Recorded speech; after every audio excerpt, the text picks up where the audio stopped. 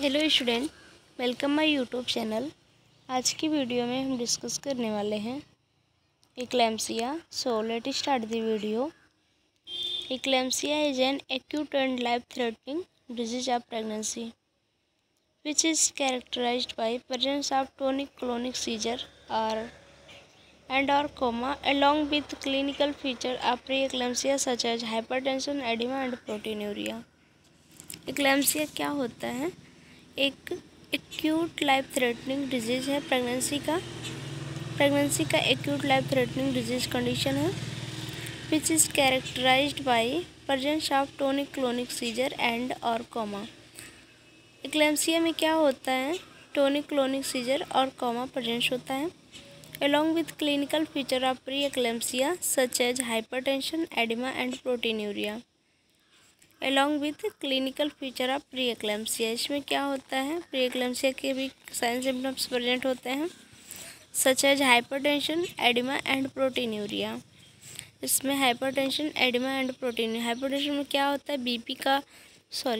Patient का BP increase हो जाता है एंड एडिमा बॉडी में स्वेलिंग होती है एंड प्रोटीनूरिया, यूरिन में प्रोटीन प्रेजेंट होते हैं। नेक्स्ट है most commonly eclampsia occurs as a complication of pre eclampsia. Most commonly eclampsia जो होता है वो कॉम्प्लिकेशन अकर करता है प्री एक्लैम्सिया का। Rarely it appear sudden without any warning sign. Eclampsia जो होता है ये रेयरली अपीयर हो जाता है विदाउट एनी वार्निंग साइन के, मतलब एक्लैम्सिया आने से पहले बस कोई वार्निंग साइन नहीं देता है, ये रेयरली अपीयर हो जाता है, मीन सडन अपीयर हो जाता है। नेक्स्ट अब हम देखेंगे इंसिडेंस। इंसिडेंस में क्या है? 1 in 200 प्रेगनेंसी, 200 प्रेगनेंसी में एक केस एक्लैम्सिया का देखने को मिलता है। More common in primary gravida than multi gravida. Primary gravida में मोर कॉमन होता है than multi gravida, means multi gravida की अपेक्षा एक्लैम्सिया जो होती है वो प्राइमरी ग्रेविडा में ज़्यादा देखने को मिलती है। नेक्स्ट अब हम डिस्कस करेंगे causes and risk factor. Maternal age above 35 year or below 18 years. यदि मदर का उम्र 35 साल से ज़्यादा या फिर 18 साल से कम है तो ऐसे कंडीशन में एक्लैम्सिया होने के चांसेस होते हैं।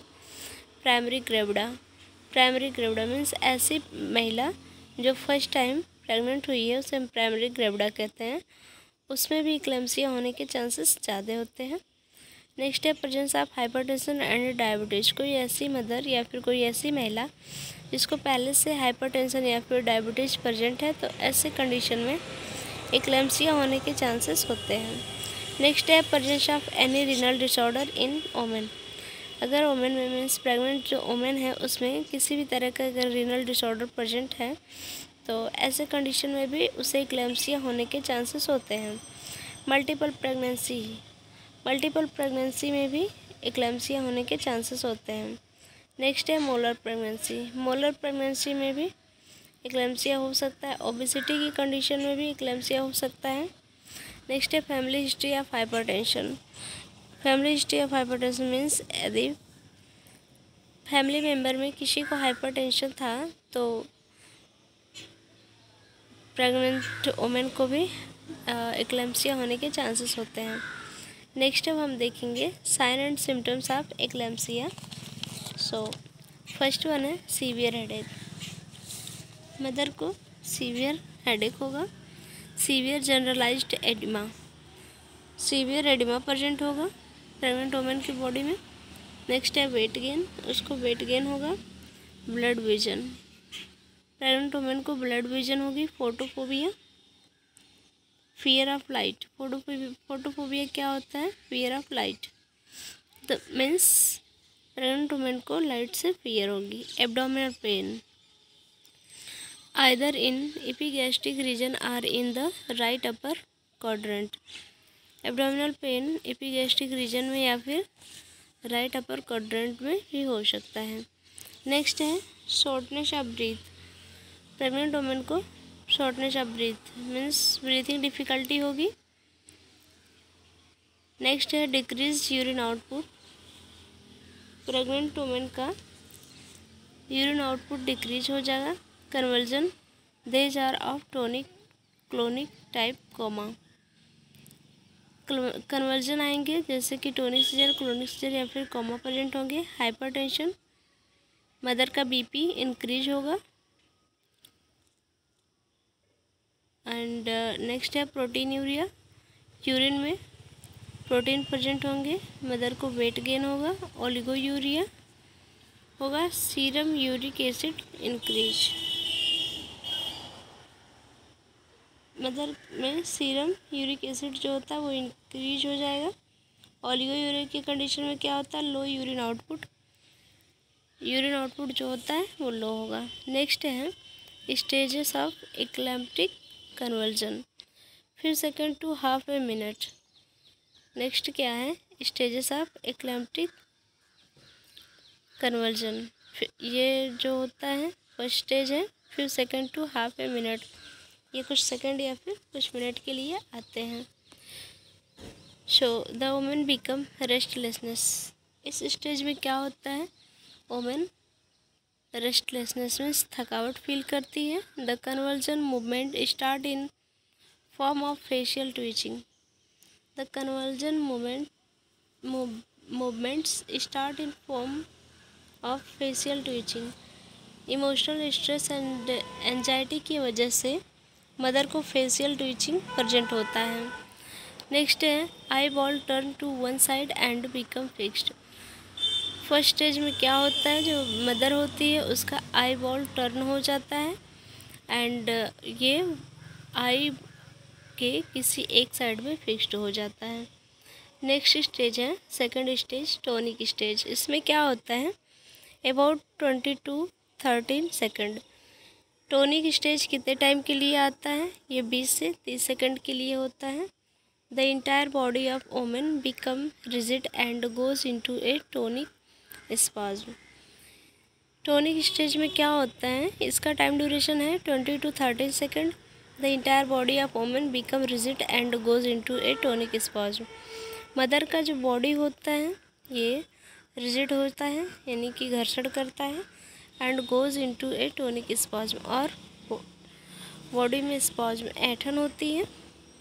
नेक्स्ट है the limbs are flexed and hand clenched, limbs flexed होंगे एंड हैंड जो होता है क्लेंच्ड होगा, मीन्स उसके पैर फ्लेक्स्ड होंगे लेकिन हैंड जो होता है वो क्लेंच्ड होगा। नेक्स्ट है टंग में प्रोट्रूड बिटवीन द टीथ, टंग जो होता है टोनिक स्टेज में क्या साइन सिम्टम्स होते हैं, मदर का जो टंग होता है वो प्रोट्रूड होता है, मीन्स मुड़ जाता है बिटवीन द टीथ, दांतों के बीच में जीभ जो होती है वो मुड़ जाती है। Breathing may become difficult due to spasm of diaphragm, breathing difficulty होगी क्योंकि डायफ्राम में स्पाज्म हो रहा है। नेक्स्ट है cyanosis, bluish discolouration of the body appears. Tonic stage में क्या होता है, साइनोसिस की कंडीशन प्रेजेंट होता है, bluish discolouration of the body appears, body का जो कलर होता है वो ब्लूइश हो जाता है क्योंकि साइनोसिस होती है, ऑक्सीजन की डेफिशिएंसी हो जाती है। नेक्स्ट है थर्ड स्टेज, क्लोनिक स्टेज, इसमें क्या होता है, ये इसका टाइम ड्यूरेशन 1 to 4 मिनट, 1 से 4 मिनट का होता है। In clonic stage alternate contraction and relaxation of the voluntary muscle of the body। Clonic stage में क्या होता है, इसका टाइम ड्यूरेशन 1 से 4 मिनट का होता है। In clonic stage alternate contraction and relaxation, tonic stage में क्या होता है, अल्टरनेट कॉन्ट्रैक्शन एंड रिलैक्सेशन होता है of voluntary muscle of the body, body के वॉलंटरी मसल का अल्टरनेट कॉन्ट्रैक्शन एंड रिलैक्सेशन होता है। नेक्स्ट है jaw begins to open and close violently as result tongue, jaw begins to open and close violently as a result tongue bite में occurs, if proper support has not been given then the patient में fall from the bed and injury में occur. Clonic stage में mother को क्या होती है, the जा begin to open. जा मीन्स मदर के जो जबड़े होते हैं वो ओपन हो जाते हैं एंड क्लोज होते हैं वॉलेंटली। ये वॉलेंटली क्लोज एंड ओपन होते रहते हैं। As a result tongue bite may occur. ऐसे कंडीशन में क्या होता है, मदर की जो टंग्स होती हैं वो बाइट हो सकती है, मीन्स कट सकता है, क्योंकि वॉलेंटली उसका जो जबड़े होते हैं वो ओपन हो रहे हैं एंड क्लोज हो रहे हैं। तो ऐसे कंडीशन में क्या होता है, मदर की टंग बाइट होने के चांस होते हैं। If proper support has not been given then the patient में फॉल। यदि मदर को प्रॉपर सपोर्ट नहीं दिया गया तो ऐसे कंडीशन में यानी कि क्लोनिक स्टेज में क्या होगा कि मदर फॉल हो सकती है from the bed and injury में अकर। अगर क्लोनिक स्टेज में मदर को प्रॉपर सपोर्ट नहीं दिया गया तो वो बेड से गिर सकती है एंड इंजरी अकर हो सकता है। नेक्स्ट है कोमा स्टेज। फोर्थ है coma stage, few minute to several. Coma stage क्या होता है, ये कुछ मिनट के लिए होते हैं एंड कुछ घंटों के लिए हो सकते हैं, कुछ मिनट्स या फिर कुछ घंटों के लिए हो सकते हैं। Few minutes to several hours, even death में occur before the women awakens. Four यानी कि कोमा स्टेज कितने टाइम का हो सकता है, ये कुछ मिनट्स के लिए भी हो सकते हैं और कुछ घंटों के लिए भी हो सकते हैं। इवन डेथ में occur before the women awakens. यदि मदर कोमा स्टेज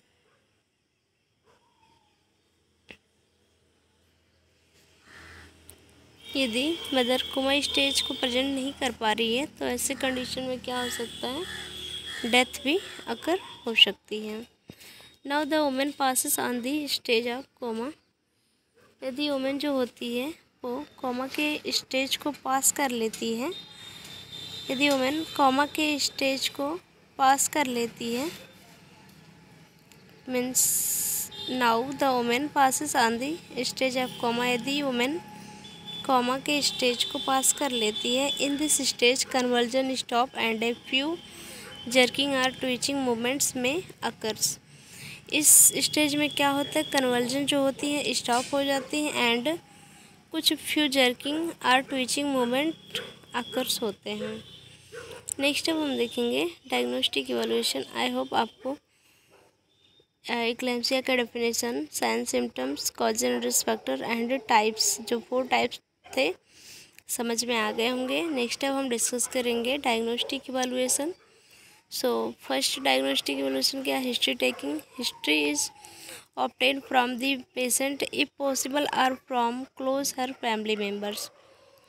मदर से हिस्ट्री टेकिंग करेंगे अगर पॉसिबल है तो। History is obtain the patient if possible, अगर पॉसिबल है तो पेशेंट से हिस्ट्री ऑब्टेन करेंगे or from close her family member. यदि मदर बताने की हालत में नहीं है तो उसके क्लोज फैमिली मेम्बर से हम हिस्ट्री ऑब्टेन करेंगे या फिर हिस्ट्री कलेक्ट करेंगे। To assess clinical manifestation of the patient, mother के साइन सिम्टम्स को असेस करेंगे। एचबी लेवल, एचबी लेवल देखेंगे। मदर एनीमिक, इसमें एचबी लेवल में क्या देखेंगे, एनीमिया को आइडेंटिफाई कर सकते हैं। नेक्स्ट है हम टीएलसी एंड डीएलसी करेंगे, total leukocyte count and different leukocyte count. TLC and DLC से हम क्या कर सकते हैं, बॉडी में इन्फेक्शन एंड इन्फ्लामेशन को आइडेंटिफाई करने के लिए टीएलसी एंड डीएलसी करते हैं। नेक्स्ट है serum urea, uric acid and creatinine level. Mother में प्रोटीन यूरिया हो रही थी तो उसको आइडेंटिफाई करने के लिए हम बॉडी में serum urea, uric acid and creatinine level को देखेंगे। Hematocrit value present, hematocrit value, platelets count and diagnostic evaluation में hematocrit value and platelets count भी देखा जाएगा। नेक्स्ट अब हम डिस्कस करेंगे कॉम्प्लिकेशन। सो सबसे पहले हम मटर्नल कॉम्प्लिकेशन देखेंगे। इंजरी, मदर को इंजरी हो सकती है, टंग बाइट हो सकता है and patient fall out of the bed, patient जो होता है बेड से गिर सकती है। पल्मोनरी एम्बोलिज्म हो सकता है। पल्मोनरी एम्बोलिज्म एक ऐसा कंडीशन है जिसमें पल्मोनरी आर्टरी में ब्लड का क्लॉट बन जाता है जिससे लंग्स के ब्लड फ्लो में ऑब्स्ट्रक्शन होता है। नेक्स्ट है रीनल फेलियर। रीनल फेलियर की कंडीशन देखने को मिल सकती है। नेक्स्ट है हाइपोवोलेमिया। हाइपोवोलेमिया की कंडीशन में क्या होता है? Lack of fluid in body, especially decrease in blood volume. Next होता है थ्रम्बोसाइटोनिया। थ्रम्बोसाइटोनिया की कंडीशन में क्या होता है? एक ऐसा कंडीशन है जो कैरेक्टराइज करता है by low platelet count in blood. Thrombocytopenia की कंडीशन में क्या होता है? ब्लड में लो प्लेटलेट काउंट हो जाता है। नेक्स्ट है सेरिब्रल एडिमा। ब्रेन में स्वेलिंग हो सकता है। नेक्स्ट है हिपैटिक नेक्रोसिस। लीवर डैमेज हो सकता है। हिपैटिक नेक्रोसिस क्या है? इसमें लीवर डैमेज हो सकता है। रेस्पिरेटरी निमोनिया हो सकता है मदर को। एंड नेक्स्ट है रेटिनॉल डिटैचमेंट। रेटिनॉल डिटैचमेंट एक ऐसा कंडीशन है जिसमें आँख के पीछे जो लाइट सेंसिटिविटी लेयर होती है वह अपने नॉर्मल पोजीशन से हट जाती है। एंड नेक्स्ट कॉम्प्लिकेशन है पेरिफेरल सेप्सिस। पेरिफेरल सेप्सिस में क्या होता है? इसमें बॉडी के ऑर्गन्स में ब्लड फ्लो कम होते हैं। ऐसे कंडीशन में जिससे बॉडी में पर्याप्त मात्रा में ऑक्सीजन एंड न्यूट्रिशन नहीं मिल पाते। साइकोसिस नेक्स्ट कॉम्प्लिकेशन है साइकोसिस। साइकोसिस की कंडीशन में क्या है? एक सीरियस मेंटल इलनेस प्रेजेंट हो सकते हैं। नेक्स्ट अब हम देखेंगे फीटल कॉम्प्लिकेशन। फीटल में क्या क्या कॉम्प्लिकेशन हो सकता है? सो फर्स्ट वन है IUGR, इंट्रायूट्राइन ग्रोथ रिटार्डेशन हो सकता है। एंड सेकंड कॉम्प्लिकेशन है IUD, intrauterine death. Intrauterine death हो सकता है फीटस का। एंड फीटल डिस्ट्रेस हो सकती है। नेक्स्ट अब हम देखेंगे इक्लेम्पसिया का मैनेजमेंट। सो फर्स्ट है हॉस्पिटलाइज द वोमेन। मदर को सबसे पहले हॉस्पिटलाइज करेंगे। एंड नेक्स्ट है ऑब्टेन डिटेल्ड हिस्ट्री ऑब्टेन करेंगे। नेक्स्ट है असेस वाइटल साइन असेस करेंगे। BP मॉनिटर करेंगे। नेक्स्ट है general health status and CVRT of clinical manifestation. General health status identify करेंगे। And clinical manifestation CVRT of clinical manifestation, उसके sign symptoms को देखेंगे। Next है clear the airway and maintain normal breathing pattern. Airway को clear करेंगे and normal breathing pattern देखेंगे। Next है to give oxygen therapy if required. अगर oxygen therapy required है तो वो हमें देना होगा पेशेंट को। नेक्स्ट है कैथेटराइज्ड द पेशेंट को कैथेटराइज्ड करेंगे। IV फ्लूइड देंगे। And prevention of injury during seizure के टाइम पे इंजरी से प्रिवेंट करेंगे मदर को। एंड नेक्स्ट है reassurance the emotional support. Mother को इमोशनल सपोर्ट देंगे, साइकोलॉजिकल सपोर्ट प्रोवाइड करेंगे। नेक्स्ट अब हम देखेंगे फार्माकोलॉजिकल सपोर्ट। फार्माकोलॉजिकल सपोर्ट में क्या क्या प्रोवाइड करना है? सो फर्स्ट वन है anti convulsion drug.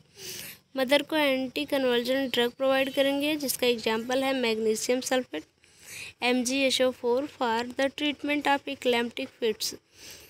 MgSO4 eclamptic fits को ट्रीटमेंट करने के लिए दिया जाता है। And chlorpromazine, promethazine and pethidine. Example में chlorpromazine, promethazine and pethidine. Next है anti hypertensive drug.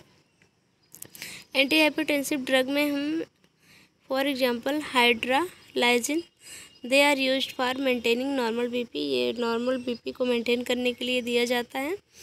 And next है डायरेटिक ड्रग्स जिसमें आ जाएंगे फ्यूसामाइड, लैक्सिक्स या फिर methyldopa, labetalol, nifedipine. They are used to increase urine output. So ये थे फार्माकोलॉजिकल थेरेपी जिसमें हम एंटी कन्वर्जन ड्रग प्रोवाइड करेंगे, एंटी हाइपरटेंसिव ड्रग देंगे एंड डायरेटिक ड्रग देंगे। एंटी कन्वर्जन में क्या होता है ये MgSO4 देते हैं। ये इक्लेम्प्टिक फिट्स को प्रिवेंट करने के लिए दिया जाता है। एंड एंटी हाइपरटेंसिव ड्रग जो होता है ये BP को मेंटेन करने के लिए देते हैं। एंड डायूरेटिक ड्रग जो होता है यूरिन आउटपुट को इंक्रीज करने के लिए देते हैं। Thank you for watching. यदि आपको वीडियो समझ में आया तो प्लीज़ चैनल को लाइक, सब्सक्राइब एंड शेयर ज़रूर करें। Thank you.